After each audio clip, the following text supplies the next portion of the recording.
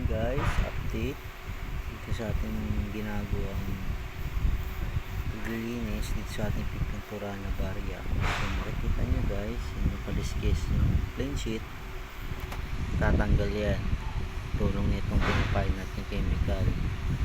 Wala guys, pinapain natin is ito yung rust remover or yung purple. Yan, ganyan siya. So parang natatanggal yung pinaka-coating niya, malabas yung pinaka-makintab.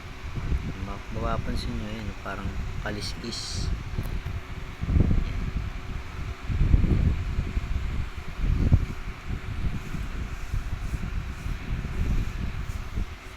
So ito yung nalinis na, may pipintura na natin yan.